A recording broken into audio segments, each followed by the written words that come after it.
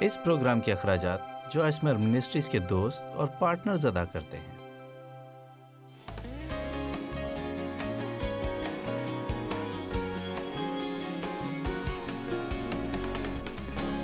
اس ہفتے میں روزمرہ زندگی سے لطف اندوز ہونے کے بارے میں بات کرنا چاہتی ہوں۔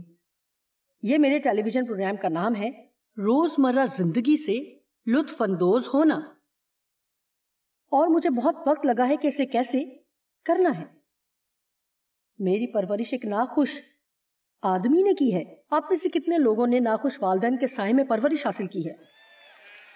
وہ خود ایک آزردہ آدمی تھا اور اسی لیے وہ نہیں چاہتا تھا کہ اس کے ارد گرد کوئی خوش ہو۔ مجھے یاد ایک مرتبہ ہنسنے کی وجہ سے حقیقتاً میں مشکل میں پھنس گئی، جبکہ وہ کسی کی ہنسی سننا نہیں چاہتے تھے۔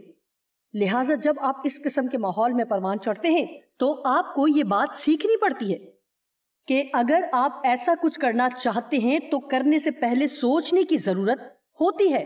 تو جیسے جیسے میں بڑھ رہی تھی تو مجھے ایسا لگتا تھا کہ جتنا زیادہ میں کام پورا کرتی ہوں اتنا زیادہ لوگ مجھ سے خوش تھے، لہٰذا میں بہت زیادہ کاموں میں مصروف رہنے والی بن گئی، اور میری زندگی میں کام کام کام اور حاصل کرنا ہی سب کچھ تھا۔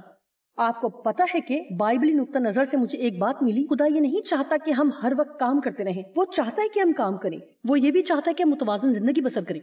اور بائبل بتاتی ہے کہ در حقیقت یسوع اس لیے ہوا کہ ہم زندگی سے لطف اٹھا سکیں۔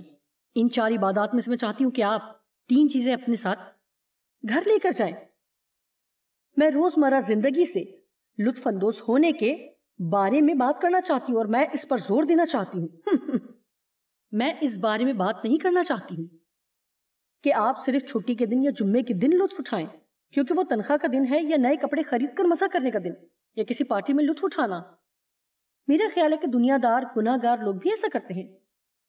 ایسا کرنے کے لیے آپ کو نجات یافتہ ہونے کی ضرورت نہیں ہے۔ در حقیقت یہ حقیقی خوشی نہیں ہے، بلکہ یہ صرف جذباتی جوش ہے، اور ہم جانتے ہیں کہ یہ آتا جاتا رہتا ہے، لیکن حقیقی خوشی ایک پرسکون شادمانی کی مانند ہے، چاہے بیرونی حالات کیسے بھی ہوں۔ ایسی اندرونی شادمانی ہونی چاہیے جو کہ سمجھ سے بالکل باہر ہو۔ بات یہ ہے کہ ہمیں اس چیز کا احساس کرنا ہے کہ میری زندگی کا زیادہ تر حصہ معمول پر مبنی ہے، عام سی ہے۔ سوموار، منگل، بدھ، جمعرات، جمعہ، ہفتہ، اتوار، اور پھر دوبارہ سوموار، منگل، بدھ، جمعرات، جمعہ، ہفتہ، اتوار۔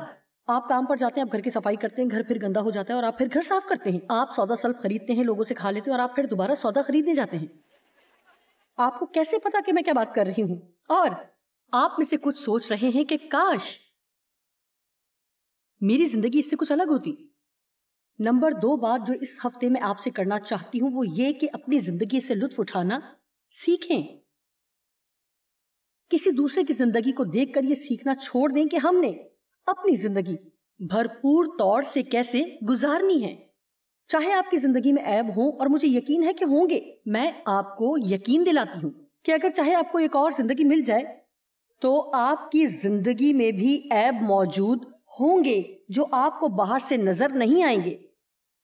میں کبھی بھی سفر کرتے ہوئے نہیں تھکتی، اور مجھے پرواہ نہیں ہے کہ آپ کیا سوچتے ہیں۔ میرا مطلب ہے کہ گزشتہ 30 سال سے میں سفر کر رہی ہوں، اور تمام ہوٹلوں کے کمرے خوبصورت نہیں ہوتے۔ آمین۔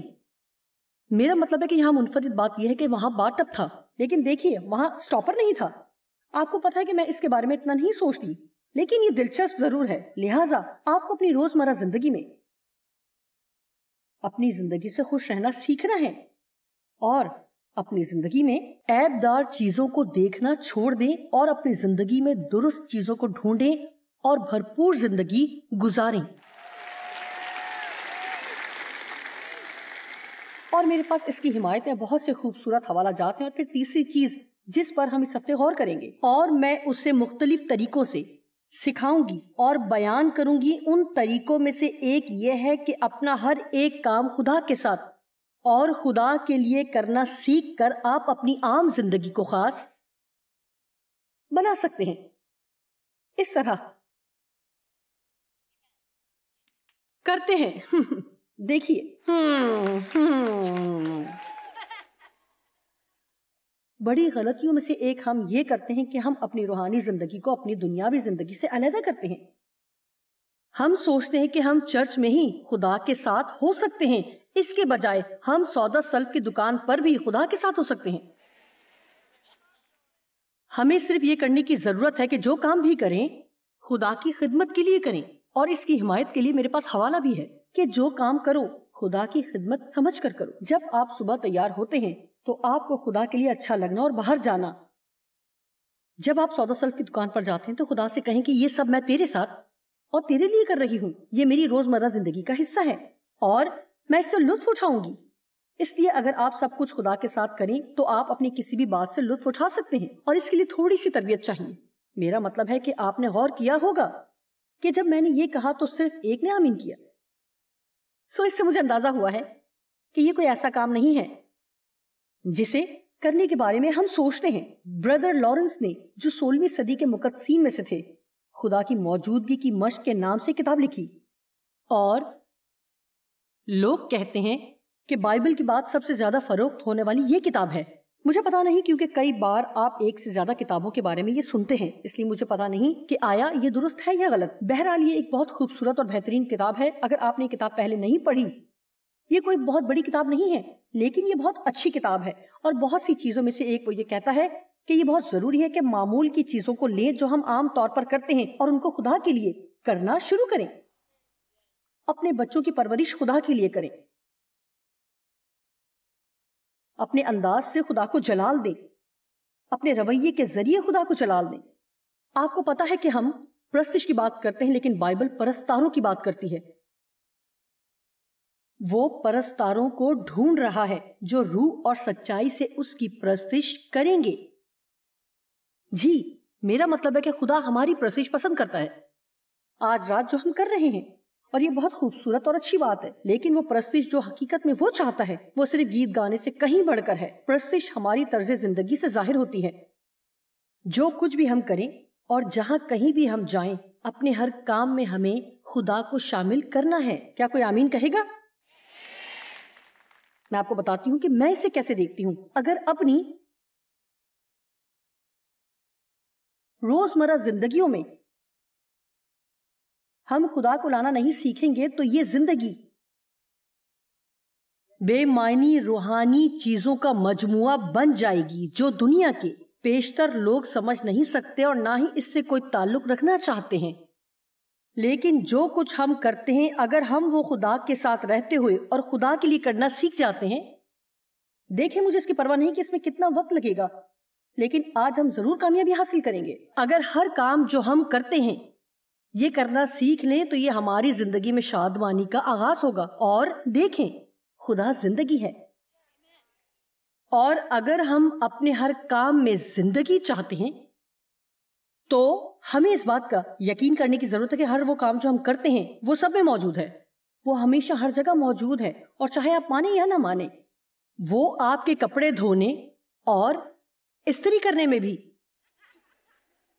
ویسی ہی دلچسپی رکھتا ہے جیسے کہ ان دوسری چیزوں میں جنہیں آپ اہم سمجھتے ہیں، کیونکہ در حقیقت خدا رفاقت رکھنا چاہتا ہے، وہ آپ کے ساتھ دن گزارنا چاہتا ہے، وہ ہمیشہ آپ کے ساتھ ہے۔ لیکن افسوسناک بات یہ ہے کہ زیادہ تر اس کو نظر انداز کر کے صرف اتوار کی صبح جا کر اس سے تھوڑی سی بات کرتے ہیں، یا پھر تب جب آپ کو ضرورت ہے۔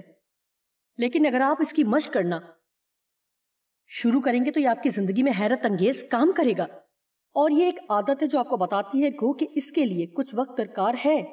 لیکن 70 کی دہائی میں جب خدا نے مجھے چھوا تو میری آنکھیں کھل گئیں۔ میرا مطلب ہے کہ مجھے یاد ہے کہ ابھی تک اس رات میں گیم کھیلنے جا رہی تھی۔ جمعے کی رات میں نے چیمپئن لیگ شپ میں کھیلی۔ جب میں اپنی کار میں تھی تو جمعے کی رات خدا نے مجھے چھوا۔ میں پوری کہانی میں نہیں جاؤں گی، میں ایک طرح سے اپنی زندگی کے اختتام پر پہنچ چکی تھی اور بےتاب تھی۔ اے خدایا، تجھے کچھ کرنا پڑے گا۔ اس لمحے میں نے روح القدس کا بہاؤ محسوس کیا، اور حقیقی معنوں میں خدا نے مجھے چھوا، اور کسی بھی اور چیز سے زیادہ مجھے اس کی موجودگی اور محبت کے بارے میں آگاہی ہوئی۔ اور جمعے کی رات میں چیمپئن لیگ شپ میں کھیلا کرتی تھی۔ اس رات میں کچھ اچھا نہیں کھیل رہی تھی، میں خدا کی آواز سننے کی عادی نہیں تھی، لیکن وہ یہ چاہتا تھا کہ ہم جان جائیں کہ ہم اس کی آواز سن سکتے ہیں۔ آپ خدا کی آواز سن سکتے ہیں، تعلق بذات خود گفتگو ہے۔ سنیے، میں یہ نہیں کہہ رہی کہ آپ خدا سے کوئی بات کہیں گے تو خدا آپ کو جواب دے گا، پھر آپ کچھ کہیں گے اور پھر وہ جواب میں آپ سے کچھ کہے گا۔ آپ ایسا کر کے اپنے آپ کو مشکل میں ڈال سکتے ہیں، لیکن خدا ہم سے بات کرتا ہے۔ اور آپ کو اس بات پر یقین کرنا ہے کہ آپ خدا کی آواز سن سکتے ہیں اور وہ آپ کی رہبری کرے گا اور مختلف طریقوں سے رہنمائی کرے گا. لیکن خدا کی مدھم آواز اس کی بات کرنے کے بہت سے طریقوں میں سے ایک ہے. یہ ایسے ہے کہ جیسے کسی ایسی چیز کا جاننا جس کا ترجمہ الفاظ کے ذریعے کیا گیا ہو، لیکن یہ حقیقت میں آپ کے دل کی ایک روحانی سمجھ ہے. لہٰذا خدا مجھ سے کہے یا میں کسی چیز کو جان لوں یا جو بھی آپ اس کو سمجھیں. جب آپ کہتے ہیں کہ خدا نے مجھے کچھ بتایا ہے تو لوگ عجیب سا رویہ ظاہر کرتے ہیں. میرا مطلب ہے کہ ایسا معلوم ہوتا کہ یہاں پر بہت سی چھوٹی مذہبی روحیں ہیں جو ہمیں خدا کے قریب یا اس کی قربت میں آنے سے دور رکھتی ہیں، اور ان چیزوں سے بھی جن سے ہم لطف اٹھا سکیں اور اپنی مسکراہٹ کے ذریعے سے دنیا کے لوگوں پر اثر انداز ہو سکیں. آمین. تو پھر میں نے سنا مجھ سے کھیل میں مدد مانگ. میں نے سوچا کیا میں کھیلنے میں تجھ سے مدد مانگوں؟ میرا مطلب ہے کہ یہ کھیل ہے. یہ کوئی چرچ یا بائبل پڑھنا نہیں ہے، یہ کھیل ہے. لیکن میں جانتی تھی کہ خدا یہی چاہتا ہے کہ میں کروں. تو پھر میں نے خدا سے کہا ٹھیک ہے اپنے رحم سے اچھا کھیلنے میں میری مدد کر، اور میں بہتر کھیلنے لگی. آپ کہیں گے میں نے یہ کوشش کی تھی لیکن کچھ بہتر نہیں ہوا. تو پھر آپ یہ یقین کر لیں کہ یہ خدا کا مقصد تھا کہ آپ بہتر نہ کھیلیں. آمین. بہت ساری اور چیزیں ہیں جو میں آپ کو بتا سکتی ہوں، لیکن اصل نقطہ یہ ہے کہ جو کچھ بھی آپ کریں اس میں خدا کو شامل کریں.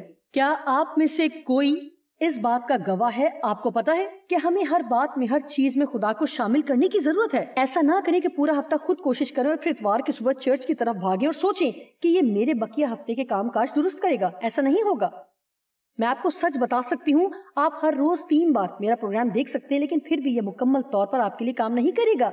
ہمیں خدا کے کلام کی ضرورت ہے، لیکن آپ کو ہر روز اپنی زندگی میں خدا کی حضوری کی ضرورت ہے، جو آپ کی روزمرہ کی عام زندگی کو، جو کبھی سنگین ہوتی ہے، کبھی سادہ اور اکثر غیر دلچسپ ہوتی ہے، دلچسپ اور پرجوش بنا دیتی ہے، جس سے آپ لطف اٹھا سکتے ہیں. کیونکہ میں آپ کو حقیقت بتاتی ہوں کہ اگر آپ خدا کے ساتھ رفاقت رکھنا شروع کریں تو آپ کو اندازہ بھی نہیں ہوگا کہ وہ آپ کے لیے کیا کچھ کر سکتا ہے. آمین. اور یہ بالکل حقیقت ہے. یہ وہ 3 چیزیں ہیں: روزمرہ زندگی سے لطف اٹھانا، اپنی زندگی سے لطف اٹھانا، اور یہ سیکھنا کہ خدا کے ساتھ زندگی کیسے بسر کرنی ہے. ایک بار اور سمجھیں، روزمرہ کی زندگی سے لطف اٹھانا، اپنی زندگی سے لطف اٹھانا، اور یہ سیکھنا کہ خدا کے ساتھ زندگی کیسے بسر کرنی ہے. آمین. لہٰذا اس سے پہلے کہ آپ کچھ کہیں، سب سے پہلے میں آپ سے پوچھتی ہوں کہ آپ میں سے کتنے ہیں جو یہ محسوس کرتے ہیں کہ انہیں اپنی سخت اور رسمی زندگی چھوڑ کر یہ سیکھنا چاہیے کہ اپنی زندگی سے کیسے لطف اٹھائیں. آپ میں سے کتنے ہیں جو کام کرتے ہوئے بنسبت لطف اٹھانے کے بہتر محسوس کرتے ہیں؟ آپ میں سے کتنے ہیں جو کام کی زیادہ پرواہ نہیں کرتے بلکہ لطف اٹھانا زیادہ پسند کرتے ہیں؟ میرے لیے یہ بات مسئلہ بن گئی کہ شاید مجھے اپنا کلام تبدیل کرنا پڑے گا. شاید آپ اس کو بہت سنجیدگی سے لے لیں. میں مذاق کرنے میں اتنی اچھی نہیں تھی، میں نے اچھی طرح سے مذاق نہیں کیا. سب سے پہلی بات تو یہ ہے کہ قدرتی طور پر میرے مزاج میں مذاق کرنے کی اتنی اچھی حس نہیں ہے. اب میں نے کچھ سیکھا ہے کہ تاکہ مزہ اٹھا سکوں، اور سب لوگ مجھے کہتے ہیں کہ میں بہت مزاحیہ ہوں، لیکن حقیقت یہ کہ عام زندگی کے بجائے میں کلام سناتے ہوئے زیادہ خوش ہوتی ہوں. میرا مطلب ہے کہ میرے بچے یہ سمجھتے ہیں کہ میں بہت مزاحیہ ہوں. یہ شاید میرے بزرگ ہونے کی علامت ہے. آپ جانتے ہیں کہ وہ سمجھتے ہیں کہ میں بہت مزاحیہ ہوں، اور میں نے سیکھا کس طرح مقصد کے تحت زندگی سے لطف اٹھانا ہے. اگر آپ احساس جرم کے ساتھ زندگی گزار رہے ہیں تو آپ زندگی سے لطف نہیں اٹھا رہے. اگر آپ اپنے آپ کو پسند نہیں کرتے تو آپ زندگی سے لطف نہیں اٹھا رہے. اگر آپ ہمیشہ احساس جرم کا شکار ہیں تو آپ زندگی سے لطف نہیں اٹھا رہے. یہ بات ذہن میں رکھیں کہ میں کسی پارٹی، چھٹی کے دن، تنخواہ کے دن یا نیا جوڑا خریدنے کے بارے میں بات نہیں کر رہی، بلکہ میں کہہ رہی ہوں کہ آپ عام اور سادہ سے پیر کے دن سے لطف اٹھا سکتے ہیں، جبکہ آپ کو کپڑے دھونے، استری کرنے اور آپ کو سودا سلف لانے کے لیے جانا ہے اور ہفتے کا سارا گند صاف کرنا ہے. کیا آپ منگل کو اٹھ کر سارا کچھ کر سکتی ہیں اور پھر بدھ کو دوبارہ اٹھیں اور دوبارہ سب وہی کریں؟ کیا آپ رش میں گاڑی چلا سکتے ہیں؟ کیا آپ روزمرہ کی عام چیزیں کر سکتے ہیں؟ ہاں، اگر اگلی بار آپ رش میں گاڑی چلائیں تو خدا سے کہیں کہ یہ میں تیرے لیے کر رہی ہوں. تیرا شکر ہو کہ میں پیدل نہیں چل رہی کیونکہ میرے پاس گاڑی ہے. تیرا شکر ہو کہ میرے پاس نوکری ہے, گاڑی چلا کر جہاں میں جا سکتی ہوں. آمین. اس ہفتے جو بات میں آپ کو بتانا چاہتی ہوں وہ یہ ہے کہ ابلیس جو ہمیں اداس اور پاگل کرنے میں کامیاب نہیں ہوتا تو وہ یہ جنگ ہار جاتا ہے. میں نے کہا کہ اگر ابلیس ہمیں اداس اور پاگل کرنے میں کامیاب نہیں ہوتا تو وہ جنگ ہار جاتا ہے. ابلیس کو آپ کی چیزیں نہیں چاہیے, وہ آپ کی خوشی چاہتا ہے. کیوں؟ کیونکہ خوشی ہی قوت ہے. آپ جتنے خوش ہوں گے اتنے ہی زور آور ہوں گے. یوحنا کی انجیل 10 باب کی 10ویں آیت میں لکھا ہے کہ چور اس لیے آتا ہے تاکہ چرائے, ہلاک کرے اور برباد کرے. یہ چور ابلیس ہی ہے. لیکن یسوع نے کہا میں آیا. خدا کا شکر ہے کہ یہ کیا ہی شانہ مداخلت ہوئی. کیا آپ کو پسند نہیں آیا؟ یہ ہے جو ابلیس کر رہا ہے, لیکن یسوع نے کہا کہ ٹھہر جاؤ, میں آیا تاکہ تم زندگی پاؤ اور اس سے لطف اٹھاؤ اور کثرت سے پاؤ, مکمل بھرپوری کے ساتھ. 1 منٹ ٹھہریے. خدا اپنی مکمل پاکیزگی میں کہتا ہے کہ میں چاہتا ہوں کہ تم اپنی زندگی سے لطف اٹھاؤ اور میں چاہتا ہوں کہ کثرت سے اٹھاؤ جب تک کہ وہ لبریز ہو کر تم میں سے باہر بہنا شروع نہ ہو جائے. کیا آپ جانتے ہیں کیوں؟ کیونکہ تب ہی وہ اس قابل ہوگی کہ آپ کے ارد گرد لوگوں تک پہنچے. میں یہ نہیں کہہ رہی کہ آپ انتہائی مزاحیہ ہو جائیں اور ہر وقت کہہ کے لگاتے رہیں اور احمقانہ حرکت کریں. میں بالکل بھی اس بارے میں بات نہیں کر رہی. بالکل بھی ایسی بات نہیں ہے. میں عام روزمرہ زندگی کی بات کر رہی ہوں جس میں پرسکون شادمانی اور چہرے پر مسکراہٹ ہو, کیونکہ آپ جانتے ہیں کہ آپ کس سے وابستہ ہیں اور آپ جانتے ہیں کہ دنیا کے آخر میں کیا ہوگا. جی ہاں, یوحنا کی انجیل 15واں باب 11ویں آیت. کل کا دن آپ کے لیے پہلے کی بنسبت بہتر ہوگا.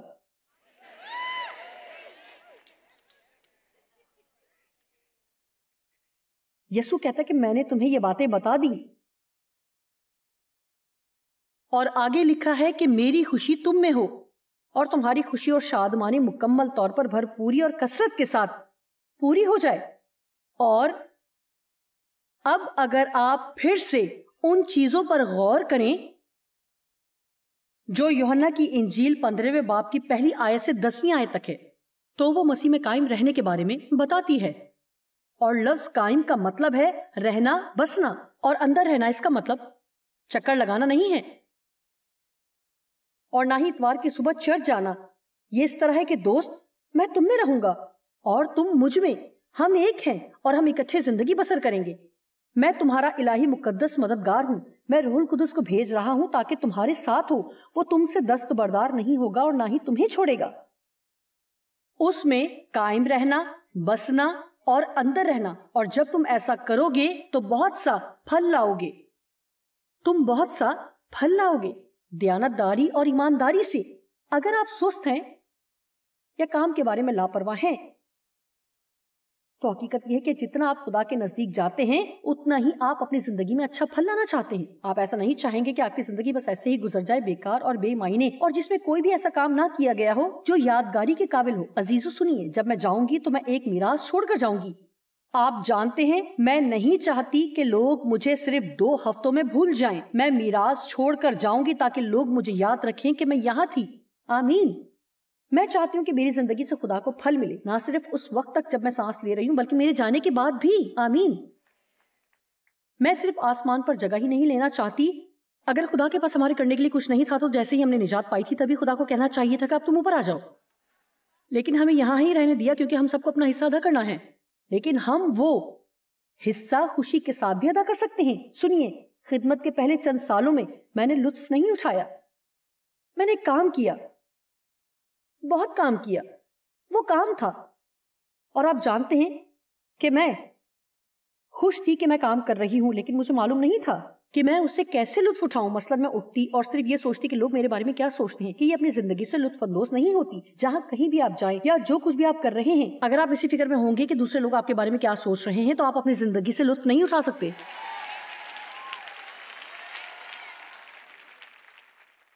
پتہ نہیں وہ میرے کپڑوں کے بارے میں کیا سوچتے ہیں, پتہ نہیں وہ میرے بالوں کے بارے میں کیا سوچتے ہیں. اس بارے میں سوچنے کے بجائے کہ لوگ آپ کے بارے میں کیا سوچتے ہیں, جائیں اور دوسروں کے لیے باعث برکت بنیں, اور لوگ آپ کے بارے میں جو سوچتے ہیں سوچنے دیجیے. اہم ترین بات یہ کہ خدا کے بارے میں درست سوچے. کیا آپ کو کچھ پتا ہے کہ آپ کی پوری زندگی میں خدا نے آپ کے بارے میں کبھی بھی ایک بھی غلط خیال نہیں سوچا؟ میں وثوق کے ساتھ آپ سے کہہ سکتی ہوں کہ آپ نے کبھی بھی ایسا کوئی انسان نہیں دیکھا ہوگا. خدا نے کبھی بھی آپ کے بارے میں برا نہیں سوچا, اسے کبھی بھی نا امیدی کا خیال نہیں آیا. وہ آپ کی طرف دیکھ کر یہ نہیں کہتا کہ واو آپ کے لیے کوئی امید نہیں ہے. خدا آپ پر یقین رکھتا ہے, آپ کے لیے اس کے پاس امید ہے, آپ کے لیے اس کے پاس مستقبل کا منصوبہ ہے. اس سے فرق نہیں پڑتا کہ آپ نے کتنی ہی بار غلطی کی ہے. اگر آپ اس کے ساتھ تعلق رکھنے میں سنجیدہ ہوں گے تو خدا تیار ہے کہ وہ آپ کو ایک اور موقع دے, ایک اور موقع, ایک اور موقع. یوحنا 16 باب 24 آیت ایک اچھی آیت ہے. مانگو تو پاؤ گے تاکہ تمہاری خوشی پوری ہو جائے. اب تک ایک بار بھی تم نے میرے نام سے نہیں مانگا, لیکن اب مانگو اور مانگتے رہو اور تمہیں ملے گا, تاکہ تمہاری خوشی, مسرت اور شادمانی پوری اور مکمل ہو جائے. ان عبادات میں سے ایک پورا کلام اس بارے میں ہوگا کہ ہم کیسے سیکھیں کہ ہمیں خدا سے پانا ہے. خدا برائے فروخت نہیں ہے. آپ اپنے اچھے اعمال سے اسے خرید نہیں سکتے. ہم اس کی محبت کے حصول کے لیے اچھے کام نہیں کرتے, بلکہ ہم اس لیے اچھے کام کرتے ہیں کیونکہ وہ ہم سے محبت کرتا ہے. یہاں ایک بہت بڑا فرق ہے. مجھے پسند ہے کہ مانگو تو ملے گا. سنیے, ہمیشہ اپنے بچوں کے بارے میں فکر مند ہونے کے بجائے خدا سے کہیں کہ وہ ان کا خیال رکھے. ایمان سے حاصل کیجیے اور مزے سے اپنی روزمرہ زندگی سے لطف اٹھائیے. آمین. اگر آپ پریشان ہیں کہ جس کمپنی میں آپ کام کر رہے ہیں بند ہونے والی ہے یا آپ کو نوکری سے نکالا جا رہا ہے, تو آپ کا فکر کرنا آپ کو کوئی فائدہ نہیں دے گا. اس کے لیے دعا کیجیے اور یقین کریں کہ خدا آپ کی زندگی میں کام کر رہا ہے, اور بھروسہ رکھیں کہ اگر آپ کی نوکری چھوٹ بھی جائے تو وہ آپ کو مہیا کرے گا. اس لیے بھروسہ کریں اور اپنی زندگی کے ہر ایک دن سے لطف اٹھائیں. میں آج آپ کو ایک بہت اچھی خبر سنانے کو ہوں. کیا آپ جانتے ہیں کہ چاہے آپ مسائل میں گھرے ہوں پھر بھی آپ آگے بڑھیں اور اپنی زندگی سے لطف اٹھائیں. میں مسائل کو پس پشت نہیں ڈالتی, لیکن یہ جاننا ضروری ہے کہ کائنات کا خالق ان تمام حالات سے نمٹنے میں ہماری مدد کرے گا, کیونکہ وہ چاہتا ہے کہ ہم اپنی روزمرہ زندگی سے لطف اٹھائیں.